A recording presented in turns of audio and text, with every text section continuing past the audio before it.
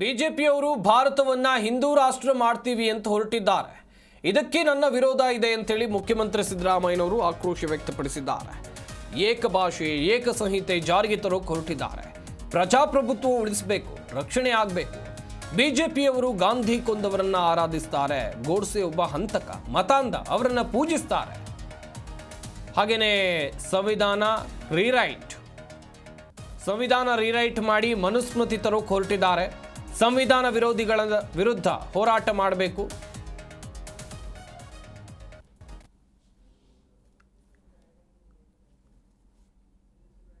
ಭಾರತೀಯ ಜನತಾ ಪಕ್ಷವು ಮತ್ತು RSS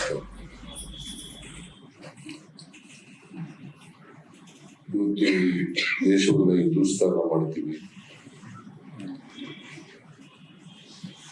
ಏಕ ಧರ್ಮ ಏಕ ಸಂಸ್ಕೃತಿ ಏಕ ಭಾಷೆ ಅಂತಕ್ಕಂಥ ರೀತಿಯಲ್ಲಿ ಮಾತಾಡ್ತಾ ಇದ್ದಾರೆ.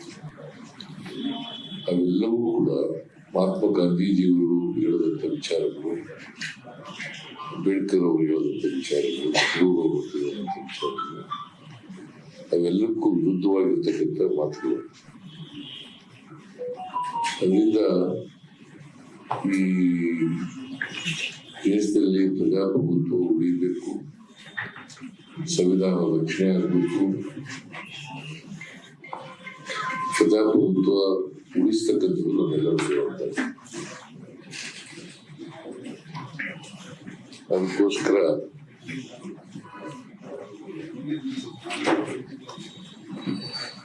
ನಾವೆಲ್ಲರೂ ಕೂಡ ಇನ್ನೊಂದು ಎರಡನೇ ಹೋರಾಟವನ್ನು ಮಾಡಬೇಕಾಗಿದೆ. ಕಾಂಗ್ರೆಸ್ ಕಾರ್ಯಕರ್ತರಿಂದ ಮಾತ್ರ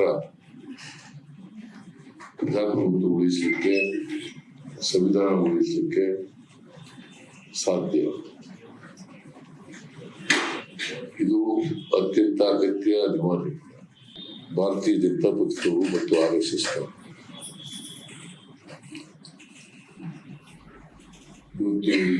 ದೇಶವನ್ನು ಹಿಂದೂಸ್ತಾನ ಮಾಡ್ತೀವಿ.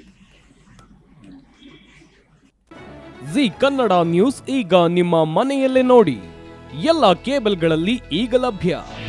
ನಿಮ್ಮ ನೆಚ್ಚಿನ ಜಿ ಕನ್ನಡ ನ್ಯೂಸ್ ಈಗ ಸನ್ ಡೈರೆಕ್ಟ್ ನಲ್ಲಿ number 292, Tata play number 1664, Jio TV number 1334, NXT digital number 30, in cable number 30, city networks 51, U digital number 162, GTPL number 17, Rockline telecommunications number 42, Shri Basaveshwara cable number 168, rural cable network 60, Vinayaka digital 57, Abhishek cable 821, city channel 53, Siddeshwara cable network 57, V4 digital Infotech 628, Surya digital networks 53, Gajanan digital number 836, Malnad Infotech Private Limited number